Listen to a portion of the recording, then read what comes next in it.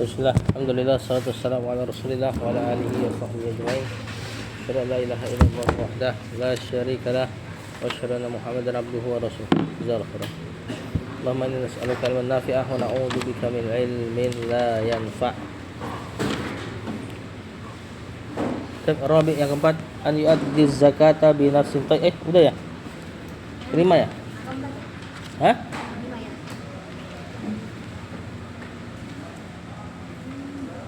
Adamu tahawuni fi ikhrajiz zakati al-hulli, tidak boleh lalai dalam mengeluarkan zakat al-hulli. Di sini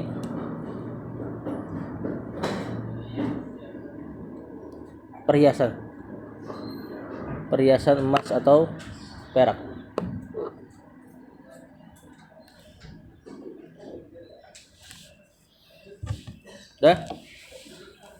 Rawa Abu Daud bisanadin hasan an Amr bin Syuaib an abihi an jaddihi anna imra'atan, bahwasanya ada seorang perempuan atat Rasulullah SAW, mendatangi Rasulullah SAW. Di sini dikatakan Asma binti Yazid. Asma binti Yazid perempuannya mendatangi Rasulullah SAW. Ma'aha ibnatun laha, dan bersamanya seorang putrinya.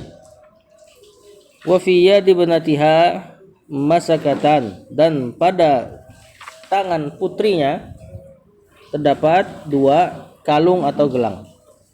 Walidotani min zahab, yang terbuat dari emas. Jadi ini perempuan datang bawa anak yang anaknya dikalungin atau digelangin emas. Kemudian kata Rasulullah SAW, atu'tina zakat hada, apakah kamu sudah mengeluarkan zakatnya ini mas? Kata perempuan ini, la. Kemudian kata Rasulullah SAW, ayasurruki an yusawwiraki Allahu bihima yaumal qiyamati siwaraini min nar. Apakah membahagiakanmu?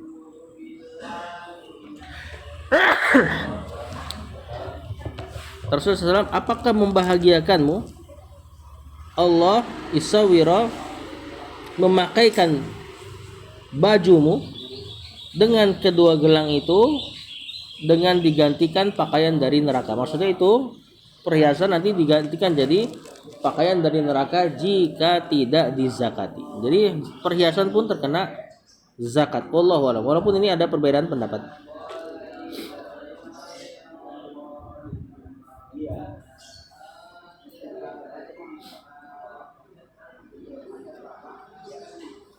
Qala fa khala'athuma, maka ini perempuan langsung melepaskan itu gelang dan kalung.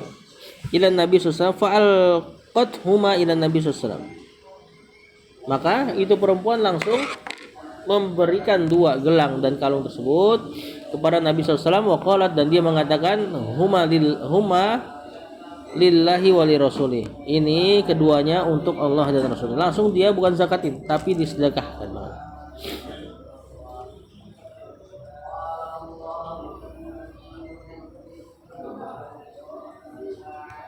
Ya, jadi ketika ditegur Rasulullah SAW, beliau langsung melepaskan dan memberikannya secara sedekah untuk Allah dan Rasul. Yang keenam, an la yubtila shadaqatahu bil manni wal adha, tidak membatalkan sedekah atau tidak membatalkan pahala sedekah dengan mengungkit-ungkit dan menyakiti hati. Nah, perhatikan. Jadi ketika antum bersedekah berpahala. Lalu kalau diungkit pahalanya batal.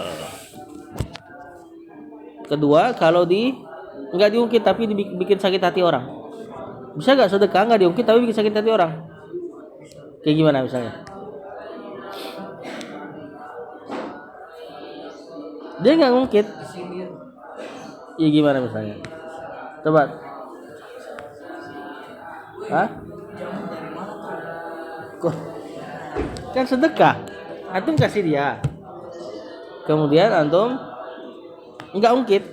Kalau ungkit kan habis dikasih mungkin besoknya di karena dari gua tuh lu nggak ada balas budinya lu ibaratnya gitu kan. Ini ngungkit ini. Dia nggak ngungkit tapi nyakitin. Enggak.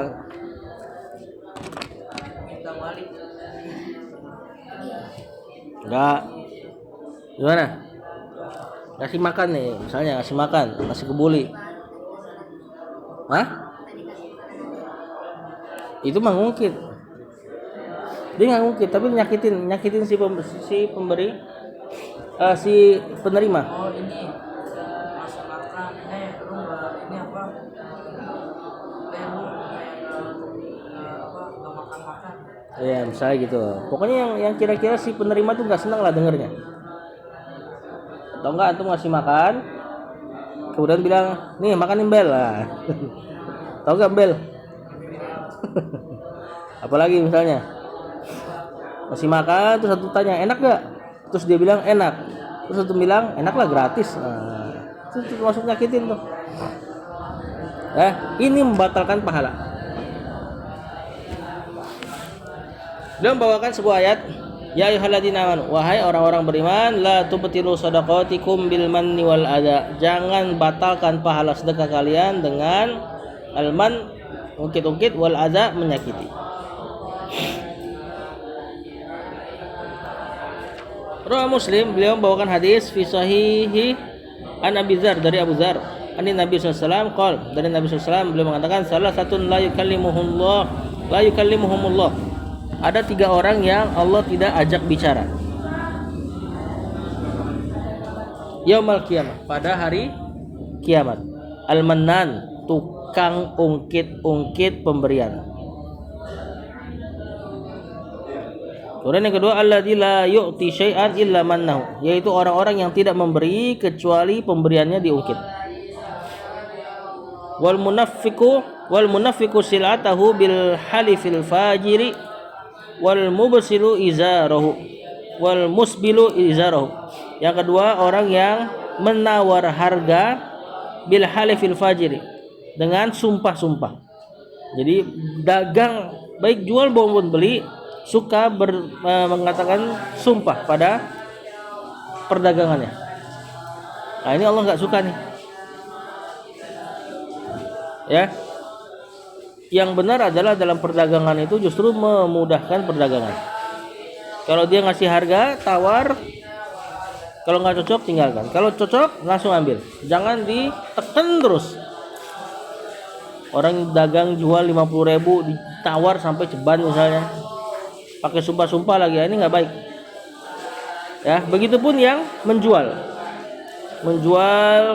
dibuka harga sekian, kemudian dia pas ditawar dia mengatakan demi Allah saya belinya segini, demi Allah modalnya segini, nggak perlu.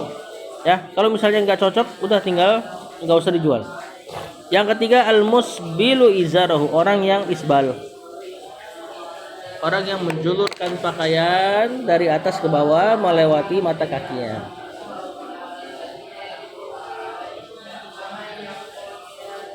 Tahu ya isbal ya? Celana atau sarung atau gamis yang dijulurkan dari atas ke bawah melebihi mata kaki. Kalau dari bawah ke atas bukan isbal. Ada gak pakaian dari bawah ke atas?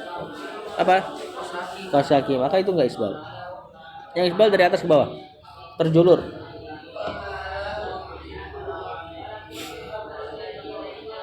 Dalam ayatnya, kalau kita cari ayat yang tadi beliau bawa, ya ayyuhalladzina amanu la tubtilu shadaqatikum bil manni wal adza. Ada lanjutannya.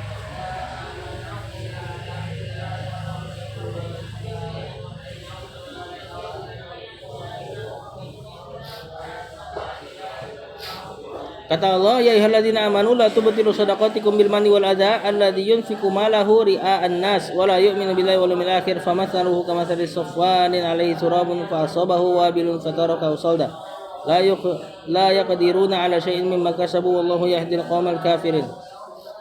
Dan ada beberapa ayat lain yang intinya adalah kondisi orang berinfak ada 3. Dia berinfak kemudian selesai. Ini yang paling utama. Kondisi kedua yang ini, dia berinfak cuman diungkit atau disakiti penerimanya. Yang ketiga, dia nggak berinfak sama sekali, nggak nyakitin, nggak juga berinfak. Pertanyaan anak, mana yang lebih utama? Yang paling utama berinfak, kemudian dibiarkan kan? Yang kedua, yang keutamaannya juara dua ibaratnya. Nginfak tapi ngungkit apa mending gak infak sekalian? Hah? Gak infak sekalian. Ada pendapat lain gak? Menurut antum gimana? Ini nanti jadi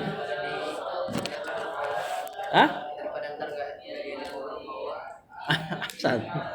Jadi enggak ngasih sekalian, ya ahsan. Dia lebih bagus daripada antum ngasih tapi ngungkit. Nanti ini berlaku ke muamalah yang lain. Seperti ada bertetangga, nanti kita akan bahas ada bertetangga. Paling utama berbuat baik kepada tetangga. Kedua, tidak ganggu tetangga. Tidak ganggu maksudnya antum nggak berbuat baik, tapi juga nggak ganggu, netral, nol. Yang buruk adalah berbuat baik sambil mengganggu. Tentu yang paling buruk lagi nggak berbuat baik tapi ganggu. Ya ganggu tetangga gimana? Naruh motor asal-asalan, nyetel suara kenceng-kenceng, ya, pelihara hewan-hewan yang kotorannya di mana-mana lah. Kalau bau dan sudah minta izin nggak apa? Misal kita pelihara kambing, tetangga sedikit lah keciuman bau wedus. Nah itu kalau udah minta izin nggak? Maksudnya hewan-hewan yang gak ada manfaatnya. Kucing jalanan dikasih makan dengan berlebihan, itu ngasih mudarat ke tetangga itu. Kalau habis apa? Makanan kucingnya berantakan tuh, terus tapi habis dimakan kucing. Ya terus sisanya apa? Sisanya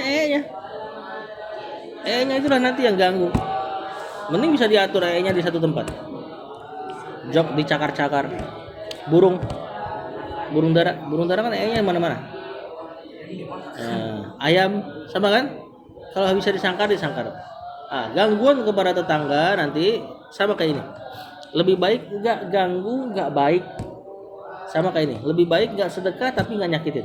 Daripada baik plus ganggu sama kayak ini, daripada sedekah terus disakitin. Nah, ini batal pahala sedekahnya. Bahkan di sini ada ancaman. Ya. Tadi kata Kaukab la yukallimuhumullah yaumil qiyamah. Allah tidak berbicara padanya di hari kiamat. Berarti ada ancaman, berarti ada dosa. Jadi selain pahalanya batal, bisa jadi ada dosa. Yang ketujuh, al-ikhlasu fis shadaqah. Ikhlas dalam bersedekah. Allah Ta'ala, wa masalul ladzina yunfikuna amwalahum ibtigha'a mardatillah. Dan permisalan orang-orang yang menginfakkan hartanya dalam rangka ibtigha'a mardatillah, mengharapkan keridhaan Allah. Lihat. Wa tasbitan min anfusihim. Dan dalam keadaan tasbit ya ini maknanya yakin dengan pahalanya Allah.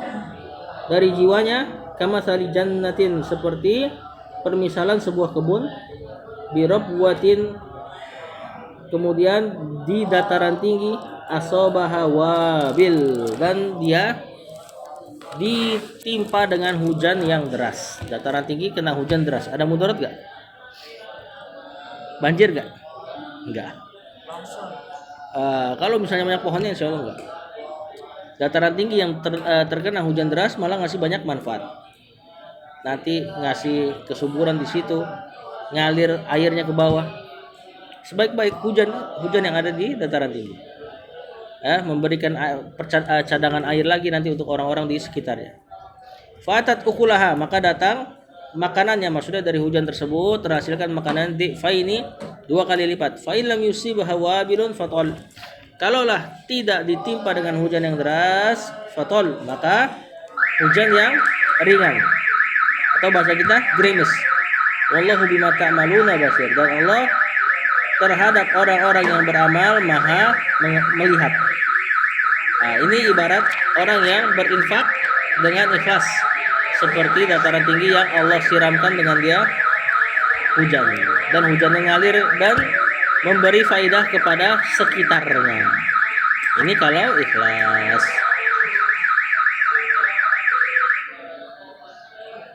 Dan menumbuhkan pohon-pohon tadi, buah-buahan yang bisa dimakan. Kemudian beliau mendatangkan sebuah riwayat rawan Nasa'i bisanadin hasan. Meriwayatkan Imam An-Nasa'i dengan sanad yang bagus an Abi Umamah al-Bahili. Anna Nabi sallallahu alaihi wasallam Nabi berkata, "Innallaha la yaqbalu minal amal." Allah tidak menerima amal illa ma kana lahu khalisan wa btughiya bihi wajhu. Kecuali yang illa ma kana lahu khalisan, kecuali yang ikhlas. Wa btughiya bihi wajhu, dan diharapkan dari amalan tersebut wajahnya.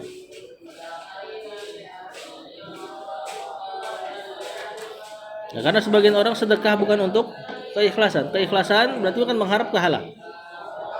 Ya, kita tahu di antara 3 orang yang paling pertama diazab adalah orang yang sedekah lalu tidak ikhlas. Yang kedua orang yang jihad lalu tidak ikhlas. Yang ketiga penuntut ilmu tidak ikhlas.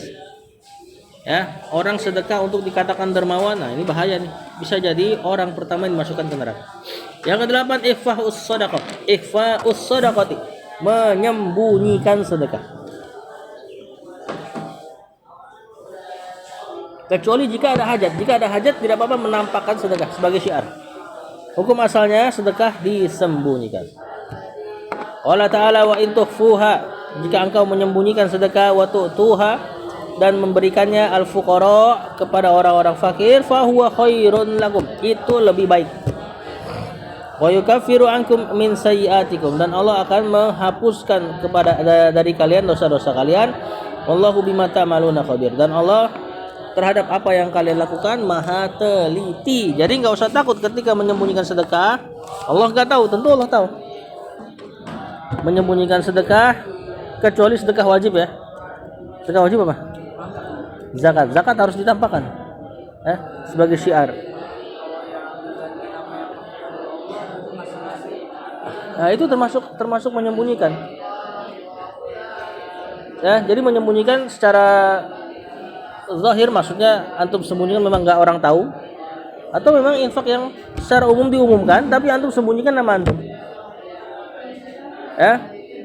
Kecuali ada maslahat untuk tidak menyembunyikannya, maka jangan disembunyikan. Misal seperti yang Anda sudah katakan kepada antum ketika Rasulullah SAW ingin perang Tabuk. Beliau buka, ajak orang sedekah. Gak ada yang mulai, sampai salah seorang sahabat mulai, sebab dia yang lain ikut-ikutan. Nah, kalau seperti ini alhamdulillah. Setelah itu ikhlaskan niat. Kalau sudah tampakkan, biasa niatnya rawan untuk tidak ikhlas. Jadi tugasnya kalau setelah ditampakkan tentunya harus mati-matian kita mengikhlaskan niat kita. Karena syaitan pasti akan datang setelah itu. Akan mengatakan, tuh gara-gara Allah tuh orang lain pada infak. Ya. Fa fi sahihain, beliau bawain sebuah hadis. An Abi Hurairah radhiyallahu anhu anin Nabi sallallahu alaihi wasallam qala, sab'atun yudhilluhumullahu ta'ala fi dhillihi yauma la dhilla illa dhilluh. Kata Rasulullah SAW, 7 kelompok yang Allah akan naungi dia dengan naungannya Allah pada hari di mana tidak ada naungan kecuali naungannya Allah. Di mana ini?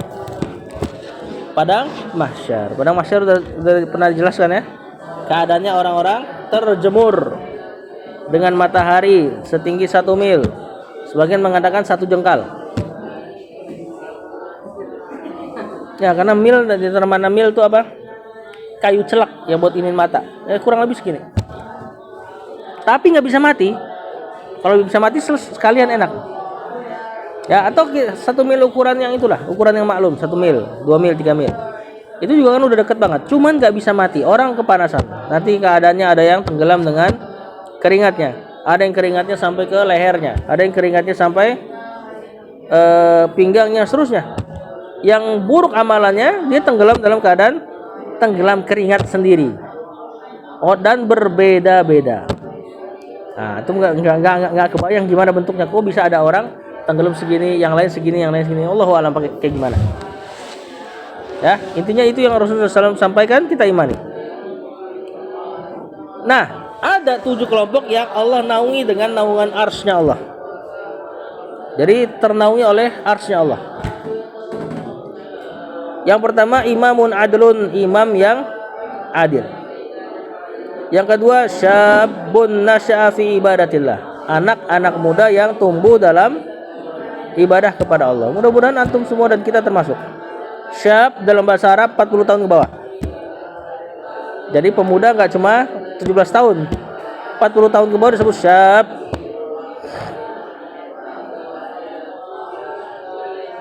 Kenapa orang ini spesial? Karena pemuda umumnya ngapain? Foya-foya, benar gak? Maka tatkala antum beribadah kepada Allah, kan berarti ada kespesialan pada diri antum. Kalau orang tua ibadah wajar. Dia udah nggak kerja, pensiun, mulai ke masjid, wajar gak? Wajar. Atau sudah mulai sakit-sakitan ke masjid, wajar? Anak muda masih kuat, bisa main futsal, bisa main game, bisa main warnet dan sebagainya, tapi dia pilih masjid. Nah, ini makanya keutamanya anak muda yang tumbuh dalam ibadah kepada Allah. Ya, tumbuh. Berarti bukan sekali doang antum yang penting gua udah pernah mondok SMP, insyaallah dapat fadilah ini. Nanti SMA ke warnet misalnya.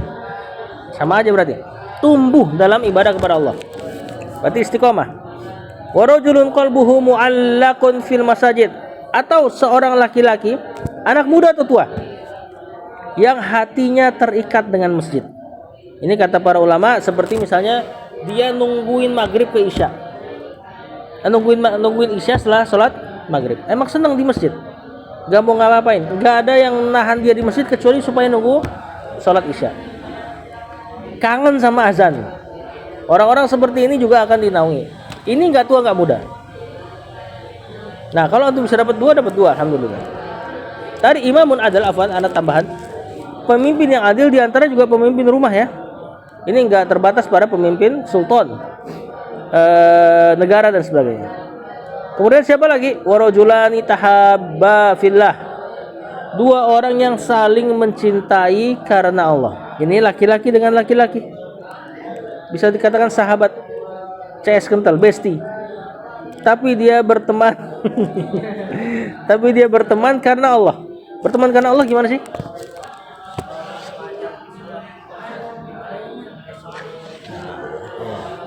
Misalnya gitu. Yang bikin dia berteman karena ketaatan.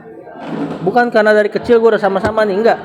Seandainya ada teman dari kecil sudah sama-sama, kemudian yang satu enggak soleh, yang satu soleh, dia ajak untuk menjadi orang yang soleh. Nah, ini diantara ciri-ciri berteman kepada Allah. Ijtama alaihi, yang dia berkumpul karena Allah, wa tafarraqa alaihi, dan berpisah pun karena Allah. Jadi berkumpul karena Allah, berpisah karena Allah. Ini untuk dua orang yang saling mencintai tadi. Dia berkumpul mungkin karena ingin dapat nasihat, berpisah pun masih saling ingat dalam doa. Nah, orang kayak gini dapat fadilah tadi. Warajulun da'athu imra'atun. Nah, ini penting nih. Dan seorang laki-laki yang diajak oleh seorang perempuan, zatu mansib, perempuan yang punya kedudukan, anak raja, anak bos, wa jamalin, dan perempuan yang punya kecantikan. Antum diajak, faqala, lalu antum mengatakan, inni akhafullah, aku takut sama Allah. Pemuda yang bisa kayak gini, nanti di padang mahsyar akan Allah naungi. Wah, ini susah ini.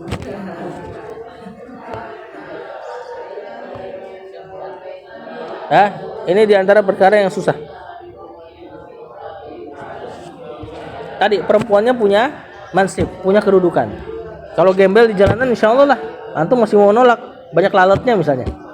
Ini enggak punya mansib, punya kedudukan, punya kekayaan, terus cantik.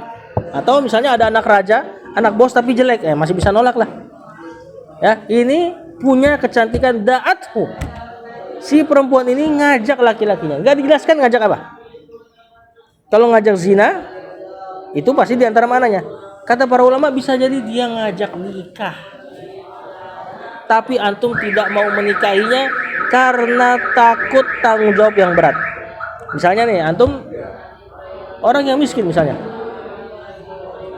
dan diajak nikah oleh orang yang cantik lagi punya kedudukan, kaya tentunya. Umumnya akan terjadi ketimpangan sosial. Lakinya begini, perempuannya begini. biasanya setelah nikah akan terjadi hal-hal yang mungkin nggak selaras. Lalu antum mengatakan saya takut kepada Allah, nggak bisa tanggung jawab atas kehidupanmu. Ini diantaranya, diantara maknanya. Tapi kalau misalnya perempuannya nggak apa-apa, nggak masalah, alhamdulillah, angkut.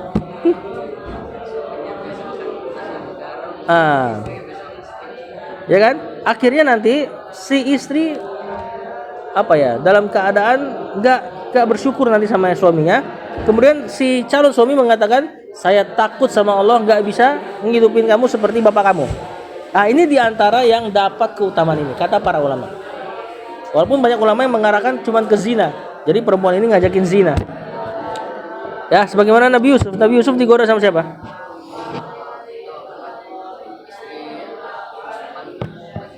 Istri majikannya, bahkan istri raja, Imro'atul Aziz.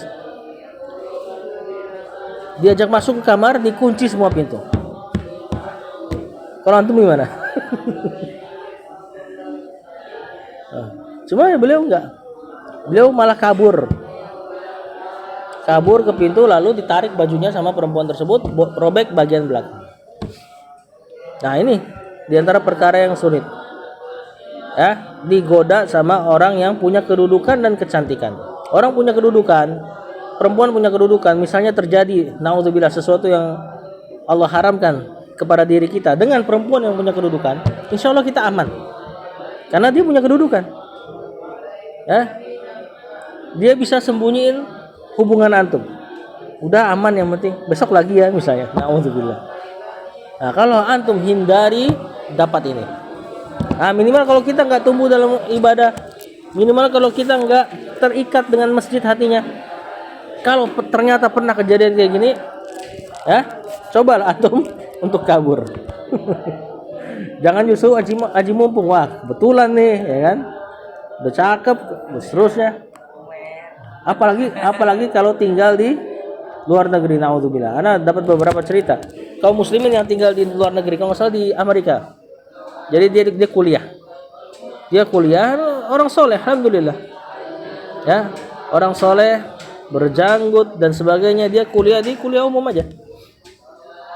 Dan perempuan-perempuan di sana jadiin itu tantangan. Ayo, siapa yang bisa ngajak dia berzina, maka kita akan traktir.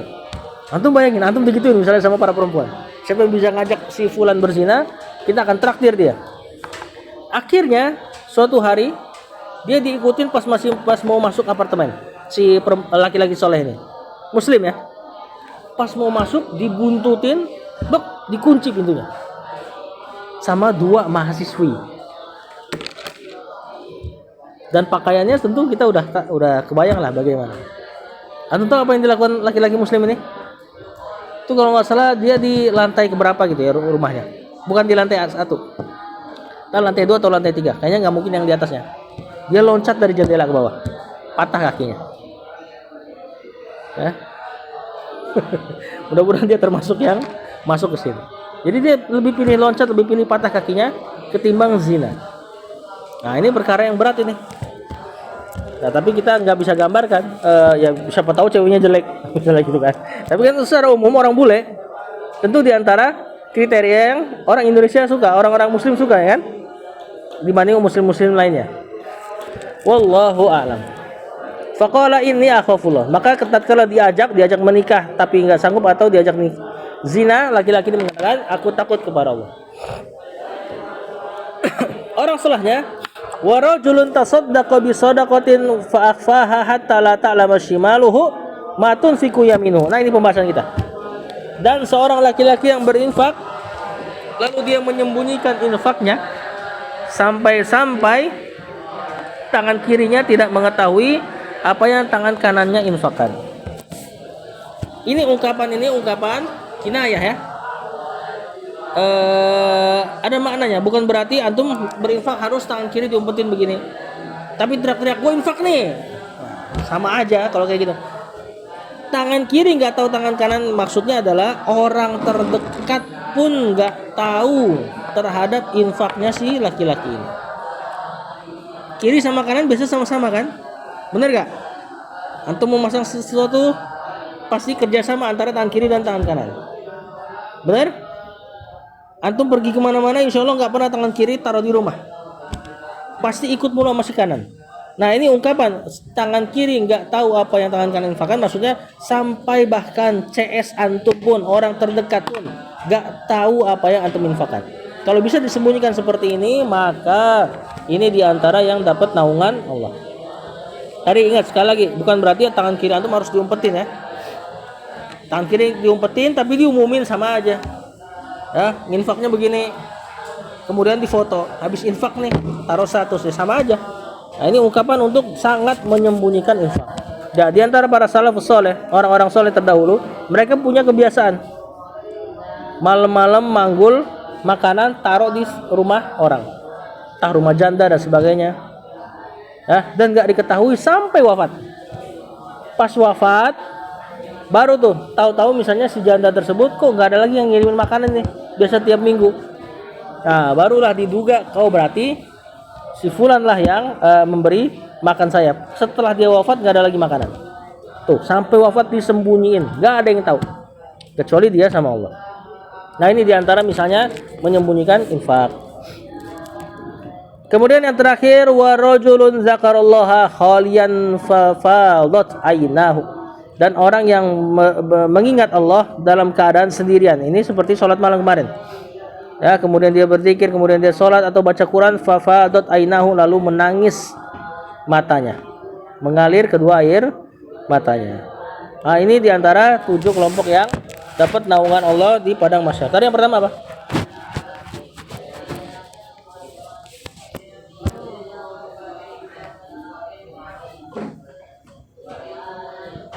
Imam yang adil. Yang kedua,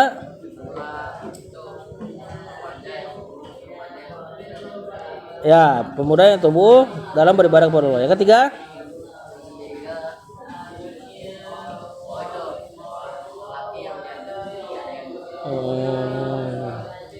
yang ketiga itu terakhir barusan. Yang ketiga, seseorang yang hatinya terpaut dengan masjid. Yang keempat, 2 orang yang saling mencintai karena Allah, berkumpul karena Allah, berpisah karena Allah. Yang kelima, laki-laki yang tadi diajak oleh perempuan yang punya kecantikan dan kedudukan, lalu dia mengatakan aku takut kepada Allah. Yang keenam tadi, orang yang sedekah, disembunyikan. Orang yang ketujuh, orang yang nangis ketika bersendirian bersama Allah, khalwat bersama Allah. Poin ke-9, izharus shadaqati idza kana fihi maslahatun. Menampakkan sedekah. Tadi nyembunyiin, sekarang menampakkan sedekah jika ada maslahat.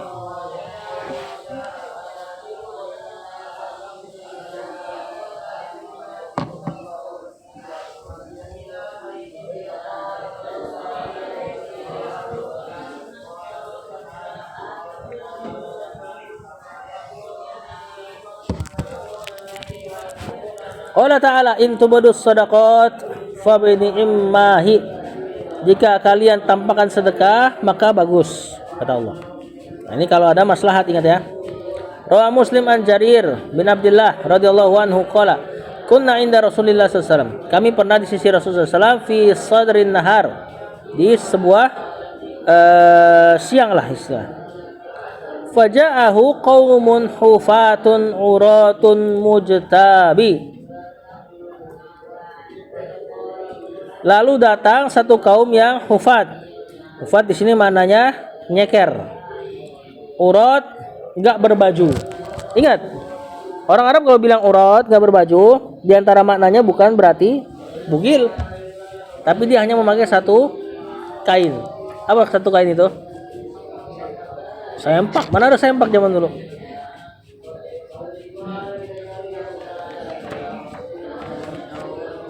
Daun pisang, itu daun pisang sih. Hah? Pakaian apa kira-kira? Seminim-minimnya orang keluar tuh pakai itu. Celana, sarung kalau di zaman dulu. Kalau sekarang celana, sana sarung. Nah, ini kaum yang nyeker sarungan doang. Dadanya berarti terlihat. Ya, boleh gak sholat kayak gini? Boleh. Tapi tentu nggak beradab. Ya, kecuali kalau misalnya memang darurat ya nggak apa-apa. Yang penting kan nutupin aurat untuk laki-laki ya. Kalau perempuan aurat sholatnya lain lagi. Nah, ini aurat minimal. Mujtabi di sini mananya robek-robek lah pakaiannya. An-nimar di sini mananya pakaiannya dari kain yang kasar. Awil aba sama mananya. Mutaqallidi suyuf pakai syal lah di leher. Ammatuhum min Mudar, kebanyakan mereka dari Bani Mudar, salah satu nama suku. Bal kulluhum min Mudar, bahkan seluruhnya dari Mudar. Fatama aro wajhu Rasulullah SAW, maka wajahnya Rasulullah SAW berubah karena melas, kasihan melihat mereka. Ya. Kemudian lima ro'abihim minal faqah, karena melihat apa yang ada pada mereka dari kefakiran. Fadakhala Rasulullah SAW masuk ke rumahnya, ke rumah istri-istrinya maksudnya.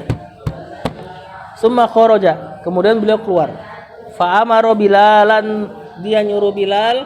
Fa'azzana wa aqama, Bilal pun azan dan iqamah. Fasalla, kemudian salat. Summa khotoba, kemudian beliau setelah salat khutbah biasa, bukan berarti khutbah Jumat. Beliau berdiri di tempatnya, kemudian langsung kayak tausial. Faqala, kata Rasulullah SAW, ya ayuhan nas, wahai sekalian manusia, ittaqu rabbakum, bertakwalah kepada Rabb kalian, alladzi khalaqakum min nafsin wahidah, yang menciptakan kalian dari jiwa yang satu. Adam maksudnya kalian semua bersaudara. Lihat saudara-saudara kalian tuh, ya, sampai akhir ayat. Innallaha kana 'alaikum raqiba. Kemudian allati fil hasyr, yang ada di surat Al-Hasyr, ittaqullaha. Kemudian Rasulullah SAW baca, bertakwalah kepada Allah, wal tanzur nafsun qaddamat liqad, dan lihatlah dan hendaklah jiwa mempersiapkan apa yang akan ada pada hari esok, hari kiamat. Ya, bertakwalah kepada Allah dan siapkanlah hari kiamat. Maksudnya gitu arti ayatnya. Wattaqullah, dan bertakwalah kepada Allah sekali-sekali. Kemudian tasaddaqa rajulun min dinarihi, min dirhamihi, min saubihi, min sa'ibrihi, min sa'i tamrihi. Kemudian seseorang laki-laki bersedekah dengan dinarnya, dirhamnya, bajunya, bahkan makanan gandumnya, makanan pokoknya, atau satu sok tamar. Satu sok itu 4 kali begini. Hatta kalau sampai Rasulullah SAW katakan walau bisikki tamrotin, atau siapa aja deh yang mau sedekah dengan sikki tamrotin, kurma yang udah dibelah. Ya, jadi Rasulullah SAW nawarin untuk sedekah kepada orang-orang tadi yang nyeker kemudian pakai sarungan doang. Qala faja'a rajulun minal ansor, maka datang seorang laki-laki dari Ansor bisurrotin, dengan sebuah kantong yang mirip-mirip karung lah. Kadat kafuhu ta'jizu anha, yang ini laki-laki dari Ansor bawa ini kantong dalam keadaan terombang-ambing saking beratnya. Balqad ajazat, bahkan dia nggak sanggup ngangkatnya. Summa tataba'an nas, kemudian orang lain pada ngikut. Gara-gara ini orang Ansor, sebabnya tentu dia nenteng kantung yang berat, berarti kan banyak sedekahnya. Tataba'an nas, orang-orang pun ngikut bersedekah. Hatta ra'aitu qaumaini min ta'amin, sampai aku melihat 2 tumpuk makanan, wa thiyabin, dan 2 tumpuk baju. Hatta ra'aitu wajah Rasulullah SAW yatahallal, sampai aku melihat wajahnya Rasulullah SAW enggak sedih lagi. Ya. Ka'annahu mudhabatun, seolah-olah wajahnya seperti emas, berseri-seri Rasulullah SAW. Faqala Rasulullah SAW, lihat, ini hadis antum akan temukan nanti di dunia dakwah. Kata Rasulullah SAW, man sanna fil islami sunnatan hasanatan, barang siapa dalam Islam yang mentradisikan tradisi yang baik, sunnatan hasanatan. Nanti sebagian orang akan bawain hadis ini mengatakan, lihat, ada nih sunnah hasanah, berarti ada juga bid'ah hasanah. Nah, dengar itu, bid'ah hasanah berarti kata mereka bid'ah yang boleh dilakukan karena ada kebaikan di situ. Nanti mereka ngerembet ke tahlilan dan sebagainya. Di sini hadis tentang man sanna fil islami sunnatan hasanah, barang siapa dalam Islam melakukan tradisi yang baik. Tadi tradisinya apa? Sedekah. Sedekah ada dalilnya? Ada. Jadi ini Rasulullah SAW mengatakan barang siapa memulai amalan baik yang ada dalilnya, lalu orang lain ngikutin, bukan disuruh bikin budaya baru. Ya, nah, nanti antum akan banyak dengar ahlul bid'ah bawa hadis ini. Dia mengatakan Rasul mengizinkan kok untuk bikin hal-hal baru, kata dia. Kemudian dia langsung baca sini, man sanna fil islami sunnatan hasanatan. Barang siapa dalam Islam yang mentradisikan tradisi baik. Dia langsung baca sampai sini. Awal kisahnya dia nggak baca. Nah, alhamdulillah, antum dengar awal kisahnya tadi. Awal kisahnya tadi orang-orang miskin, kemudian Rasulullah SAW ke rumah nggak ada apa-apa, kemudian sholat, kemudian diajak bersedekah. Orang pertama inilah yang bersedekah. Bersedekah tentu ada dalilnya. Dialah yang melakukan sunnatan hasanatan. Paham? Falahu ajruha, maka bagi orang ini pahalanya. Wa ajru man amila biha, dan pahala orang yang ikut beramal, ikut-ikutan beramal. Jadi si Ansor ini yang pertama kali melakukan sunnah hasanah, dari sunnah hasanah yakni sedekah. Ingat, ini bukan suruh bikin tradisi baru dalam Islam. Ya, ini Ansor ini bersedekah, lalu orang lain ikut. Berarti si Ansor ini dapat pahala orang yang ngikutin sedekahnya dia. Berarti itu Ansor tidak pahalanya sebatas karung sedekahnya, tapi orang lain yang ngikutin sedekahnya, maka orang lain dapat pahala. Dan Allah gandakan pahala orang lain tersebut buat si Ansor yang pertama tadi. Nah, maka barang siapa melakukan sunnah yang baik, maksudnya adalah sunnah amalan apa aja deh. Misal di sini nih, antum. Di sini belum ada sunnah orang bersiwak, santri-santri. Kalau antum mulai lalu yang lain ikutan, maka antum berpahala siwak dan pahala mereka antum dapat juga, tanpa dikurangi ya. Misal kita hitung pakai hitungan standar. Misalnya pahala siwak kita hitung berapa? 100 hasanah kebaikan. Teman antum ngikutin 100. Berarti antum dapat 200. Dia dapat, apakah dipotong? Enggak. Nah, ini diantara kemurahan Allah. Ya. Nah, maka man sanna fil islami sunnatan hasanah. Barang siapa melakukan sunnah yang sudah ditinggalkan lalu diikuti orang lain, falahu ajruha wa ajru man amila biha ba'dahu. Ya, maka bagi dia pahalanya dan pahala orang yang mengikutinya min ghairi an yanqusa min ujurihim syai'un, tanpa dikurangi sedikit pahala orang yang mengikutinya. Wa man sanna fil islami sunnatan sayyi'atan. Nah, lihat sini. Barang siapa di dalam Islam yang melakukan tradisi yang buruk, kana alaihi wizruha, maka dia dapat dosanya, wa wizru man amila biha, dan dosa orang yang ngikutin kalau sunnahnya buruk. Nah, sunnah di sini sunnah pakai bahasa ini, ya ini tradisi. Min ba'dihi, orang-orang setelahnya, min ghairi an yanqusa min auzarihim syai'un, tanpa dikurangi dosa mereka sedikit pun. Atau melakukan dosa 100 misalnya, 100 sayyi'ah atau 10 deh. Kalau dosa kan hitungannya 1. 10 keburukan, orang lain ngikutin, berarti dia dapat 10 juga. Antum dapat 20. Nah, hati-hati kalau ngikutin melakukan tradisi yang buruk. Pertanyaannya, apa yang antum pelajari dari sikap Rasulullah SAW terkait kisah ini? Hah? Ya, kasihan. Terus tadi beliau sempat masuk dulu ke rumah istrinya. Berusaha apa? Tapi dia bantu juga kan? Setelah dia umumkan kepada kaum muslimin, Rasul bantu gak? Bantu. Tapi ngapain dia masuk dulu ke rumah istrinya? Iya, ngapain? Iya, sikap apa itu? Kenapa nggak dari awal aja Rasulullah SAW langsung katakan, wahai sekalian manusia, sekiranya ada seorang laki-laki yang ngasih ya,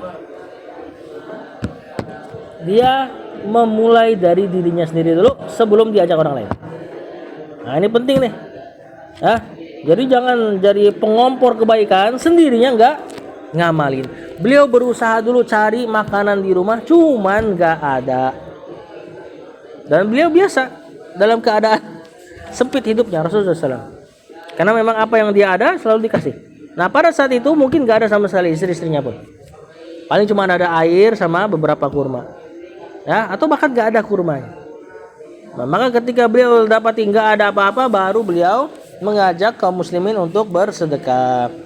Ingat ya hadis ini ya, man sanna fil islami sunnatan hasanatan, bukan dalam rangka bikin bid'ah. Nah, di sini. Wallahu alam. Habis. Poin adab zakat dan sedekah. Sedikit, tapi bisa diamalkan nggak?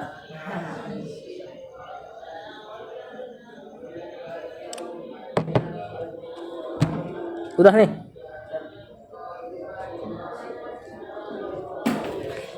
Lanjut nggak? Hah? Lanjut ya?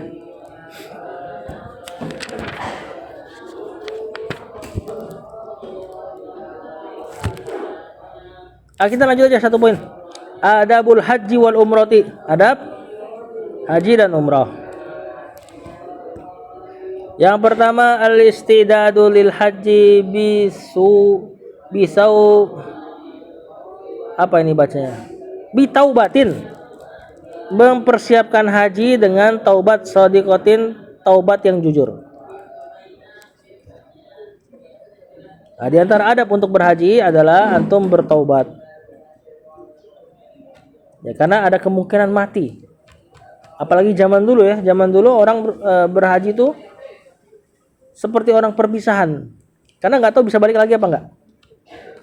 Ya kalau sekarang mending lah ada pesawat dan sebagainya. At-taubatu thariqatul falah, kata penulis, taubat itu thariqah, jalan al-falah, kemenangan. Di antara metode kemenangan. Qala ta'ala, Allah Ta'ala katakan wa tubu ilallah.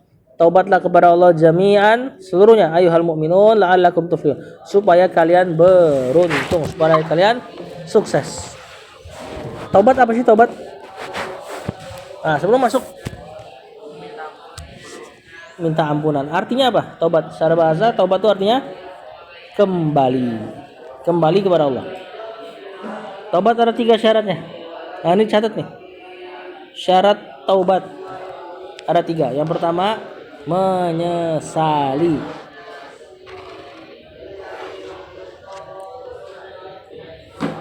Yang kedua meninggalkan dosa tersebut dengan seketika atau secara langsung. Yang ketiga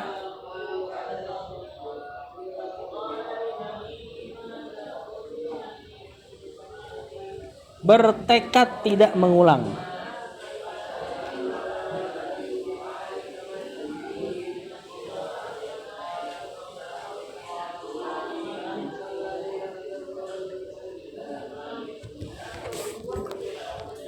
Udah.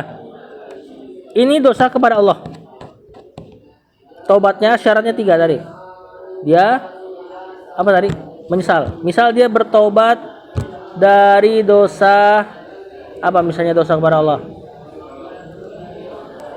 zina, maksiat apa misalnya, yang hanya urusannya dengan Allah.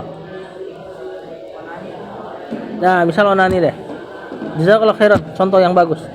Kok bisa kepikiran itu? Karena ini nggak ada urusannya sama orang, ya. Berarti dia mesti nyesal pertama. Yang kedua dia mesti apa tadi? Tinggalkan seketika itu juga.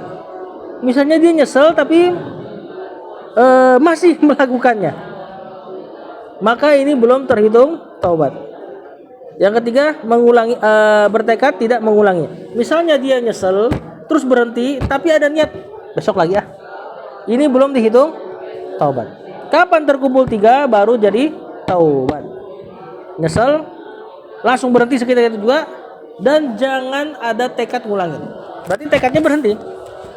Nah, misal dia sudah punya 3 syarat itu, dia dapat pahala taubat. Dihitung tuh pahala taubat terus sampai suatu hari mungkin dia jatuh lagi, ngelakuin lagi. Pahala taubatnya gimana? Hilang apa aman? Aman. Cuman berhenti. Ahsan. Kapan pahala taubat jalan lagi? Ketika dia ngelakuin 3 syarat, taubat lagi, jalan lagi. Dan gak ada jaminan, gak jadi syarat ya taubat tuh harus sempurna sampai dia mati dia nggak lakuin, nggak. Bisa jadi nanti dia jatuh, cuma nanti pahala taubatnya berhenti. Syarat keempat, kalau dosanya sama orang nambah 1 syarat, minta dihalalkan. minta dihalalkan. Minta dihalalkan, nanti antum bagi lagi beberapa cara. Udah, terus dulu minta dihalalkan. Ini kalau dosanya dosa terkait manusia. Jadi dosa terkait manusia lebih susah taubatnya. Karena manusia tidak ghafurur rahim. Bener gak? Nah, berarti ada satu syarat lagi. Sama. Dia harus terkumpul tadi, nyesel, ninggalin, bertekad nggak ngulang, plus minta halalkan. Minta halalkan terbagi jadi beberapa. Yang pertama, mengganti. Yang kedua, minta maaf.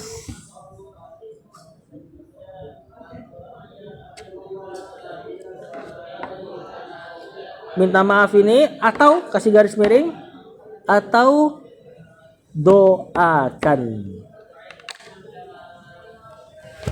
Nah, misal antum punya dosa sama manusia, mengambil barang dia, berarti harus nyesel, harus tinggalkan dosa itu seketika juga, jangan masih diambil.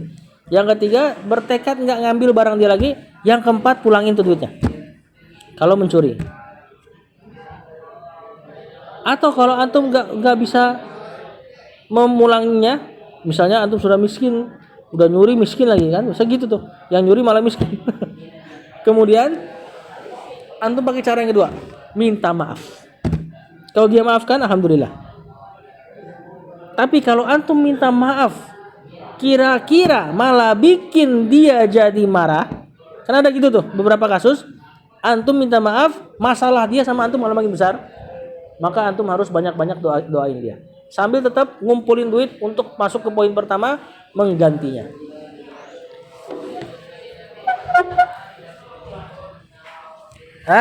Dan termasuk dosa sama manusia, ghibah. Ghibah itu apa? Ngomongin jelek, ngomongin sesuatu yang kenyataannya memang ada, tapi dia nggak suka kalau dengar. Misal ada orang pincang, antum ngomongin dia di belakang dia, antum ngomongin dia pincang, boleh nggak?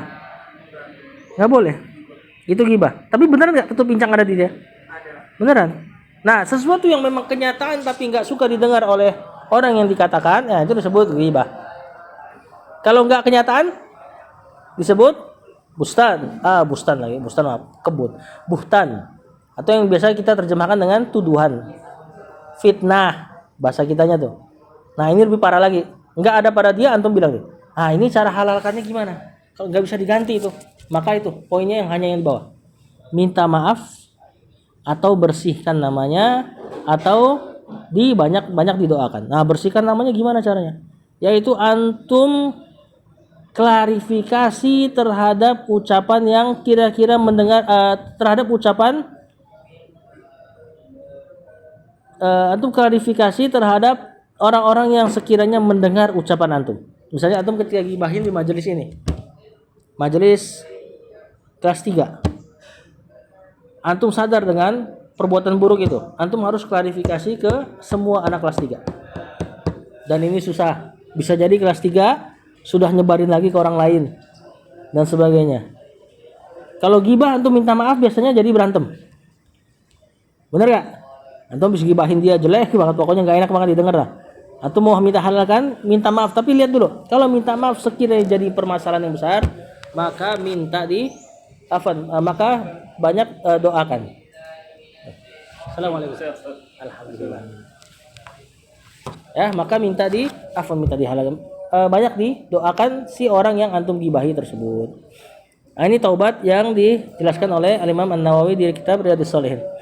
Kemudian beliau bawain satu hadis riwayat Muslim an Ibnu Umar radhiyallahu anhu qala Rasulullah Rasul berkata, "Jahan nas, wahai sekalian manusia, tubu ilallahi, taubatlah kepada Allah. Fa inni atubu fil yaum ilaihi mi'ata marrah." Mana? Apa artinya? Fa inni atubu, karena aku bertaubat. Rasulullah SAW katakan, karena aku bertaubat fil yaum, dalam sehari, ilaihi, kepada Allah, mi'ata marrah, 100 kali. Rasulullah SAW bertaubat 100 kali setiap hari. Maksudnya ngucapin lafaz taubat, astaghfirullah wa atubu ilaih, atau astaghfirullah doang, atau ucapan-ucapan istighfar yang lain. Ini makanya antum ketika zikir pagi petang, di antara zikir pagi petang, disuruh istighfar 70 atau 100 kali. Karena Rasulullah SAW juga melakukan ini. Padahal beliau maksum. Beliau enggak berdosa. Kenapa beliau ucapkan kalimat taubat? Apa tujuannya? Untuk mencontohkan umatnya. Terus boleh gak kita lebih dari 100? Rasulullah SAW 100. Apa syaratnya? Tapi tidak dihitung, tidak dikoit, tidak diikat. Gua 200 atau enggak gua 666 misalnya. Biar angkanya keren. Nah, ini enggak boleh. Antum kalau mau lebih dari 100, buat dia jadi itlaq mutlak, tanpa koit, tanpa ditakyid, tanpa diikat angka-angka tertentu. Wallahu a'lam. Poin kedua dan setelahnya kita bahas pekan depan. Sallallahu alaihi Muhammad wa ala alihi sahbihi wasallam.